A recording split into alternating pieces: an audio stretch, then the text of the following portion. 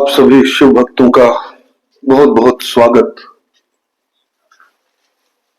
आइए शुरू करते हैं शिव पुराण की कोटि रुद्र संहिता को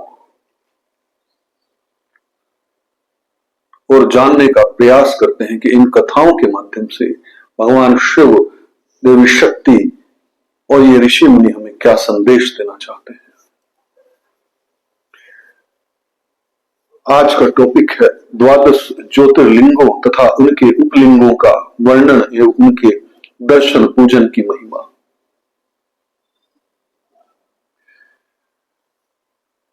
भगवान श्री कहते हैं कि जो निर्विकार होते हुए भी अपनी माया से ही विराट विश्व का आकार धारण कर लेते हैं, स्वर्ग और अपवर्ग मोक्ष जिनके कृपा कटाक्ष के ही भैरव बताए जाते हैं, तथा योगी जन जिन्हें सदा अपने हृदय के भीतर अद्वितीय आत्मज्ञान स्वरूप ही देखते हैं, उन तेजोमय भगवान शंकर को, जिनका आधा शरीर शैल राजकुमारी पार्वती से सुशोभित है, निरंतर मेरा नमस्कार है।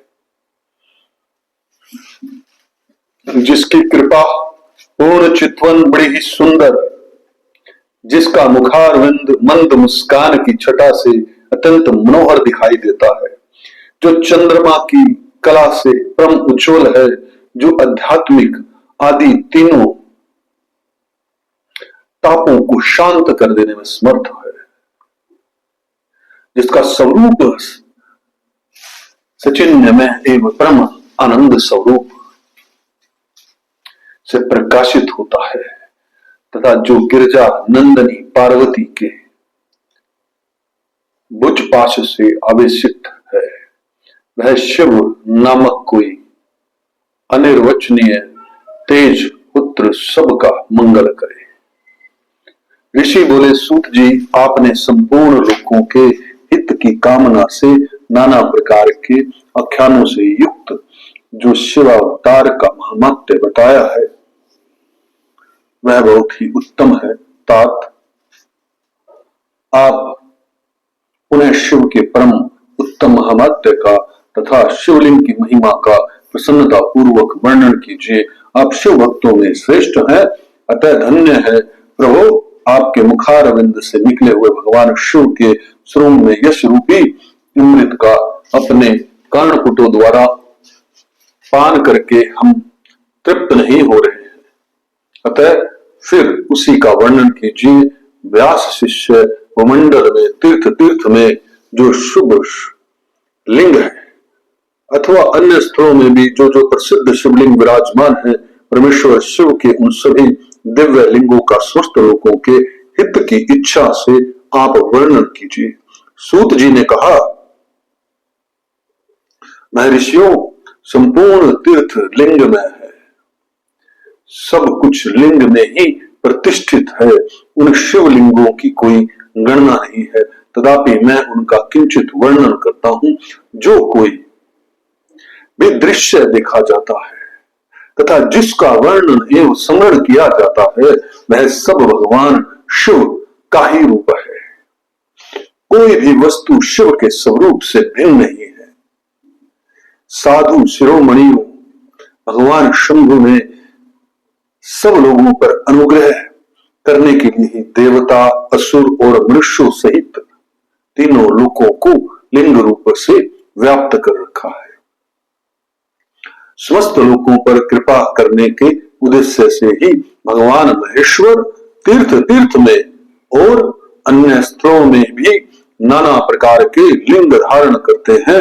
जहां जहां जब जब भक्तों ने भक्ति पूर्वक भगवान शंभु का स्मरण किया, तहां तहां तब तब अवतार ले कार्य करके वे स्थित हो गए। लोगों का उपकार करने के लिए उन्होंने स्वयं अपने स्वरूप भूत लिंग की कल्पना की। उस लिंग की पूजा करके शिव भक्त पुरुष अवश्य सिद्धि प्राप्त कर लेता है। ब्राह्मणों भूमंडल में जो लिंग है, उनकी गणना नहीं हो सकती। यद्यपि मैं प्रधान प्रधान शिवलिंगों का परिचय देता हूं। मुनि श्रेष्ठ सोनक, इस भूतल पर जो मुख्य मुख्य ज्योतिर्लिंग है उनका आज मैं वर्णन करता हूं। उनका नाम सुनने मात्र से पाप दूर हो जाते हैं। सौराष्ट्र में सोमनाथ, श्रीशैल पर मल्लिका अर्जुन, उज्जैनी में महाकाल, ओंकार तीर्थ में परमेश्वर, हिमालय के शिखर पर केदार, डाकनी में भीम शंकर, वाराणसी में विश्वनाथ, गोदावरी के तट पर त्र्यंबक, चिताभूमि में वैद्यनाथ, नारुक वन में नागेश, सेतु बंध में रामेश्वर तथा शिवालय में परमेश्वर का स्मरण करें। जो प्रतिदिन प्रातःकाल उठकर इन 12 नामों का पाठ करता है वह सब पापों से मुक्त हो संपूर्ण सिद्धियों का फल प्राप्त कर लेता है। मुनीश्वरों, जिस जिस मनोरथ को पाने की इच्छा रखकर श्रेष्ठ मनुष्य इन 12 नामों का पाठ करेंगे वे इस लोक और परलोक में उस मनोरथ को अवश्य प्राप्त करेंगे। जो शुद्ध अंतकरण वाले पुरुष निष्काम भाव से इन नामों का पाठ करेंगे उन्हें कभी माता के गर्भ में निवास नहीं करना पड़ेगा। इन सब के पूजन मात्र से ही इस लोक में स्वस्थ वर्णों के लोगों के दुखों का नाश हो जाता है और परलोक में उन्हें अवश्य मोक्ष प्राप्त होता है। इन 12 ज्योतिर्लिंगों का नैवेश यंत्र यत्न पूर्वक ग्रहण करना, नैवेद्य यत्न पूर्वक ग्रहण करना चाहिए। ऐसा करने वाले पुरुष के सारे पाप उसी क्षण जलकर भस्म हो जाते हैं। यह मैंने ज्योतिर्लिंग के दर्शन और पूजन का फल बताया। अब ज्योतिर्लिंगों के उपलिंग बताए जाते हैं। महेश्वरों, ध्यान देकर सुनो। सोमनाथ का जो उपलिंग है उसका नाम अंतकेश्वर है। वह उपलिंग मही नदी और समुद्र के संगम पर स्थित है। मल्लिकार्जुन से प्रकट उपलिंग रुद्रेश्वर के नाम से प्रसिद्ध है। वह भृगु कक्ष में स्थित है और उपासकों को सुख देने वाला है। महाकाल संबंधी उपलिंग दुग्धेश्वर या दूधनाथ के नाम से प्रसिद्ध है। वह नर्मदा के तट पर तथा स्वस्थ पापों का निवारण करने वाला कहा गया है। ओंकारेश्वर संबंधी उपलिंग कर्दमेश्वर के नाम से प्रसिद्ध है। वह बिंदु सरोवर के तट पर है और उपासक को संपूर्ण मनोवांछित फल प्रदान करता है। केदारेश्वर संबंधी उपलिंग भूतेश्वर के नाम से प्रसिद्ध है और यमुना तट पर स्थित है। जो लोग उसका दर्शन और पूजन करते हैं उन्हें बड़े से बड़े पापों का वह निवारण करने वाला बताया गया है। भीम शंकर संबंधी उपलिंग भीमेश्वर के नाम से प्रसिद्ध है। वह भी साहा पर्वत पर ही स्थित है और महान बल की बुद्धि करने वाला है। नागेश्वर संबंधी उपलिंग का नाम भी भूतेश्वर ही है। वह मल्लिका का सरस्वती के तट पर स्थित है और दर्शन करने मात्र से सब पापों को हर लेता है। रामेश्वर से प्रकट हुए उपलिंग को गुप्तेश्वर और गुम्मेश्वर से प्रकट हुए उपलिंग को व्याघेश्वर कहा जाता है। ब्राह्मणों, इस प्रकार यहाँ मैंने ज्योतिर्लिंगों के उपलिंगों का परिचय दिया।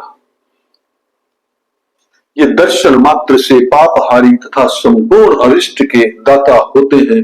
मुनिवरों, ये मुख्यता को प्राप्त हुए प्रधान प्रधान शिवलिंग बताए गए हैं। अब अन्य प्रमुख शिवलिंगों का वर्णन सुनो। यह कथा यहीं पर समाप्त होती है। आप सभी पर भगवान शिव की परम कृपा बनी रहे। ओम तत्सत, ओम तत्सत, ओम तत्सत।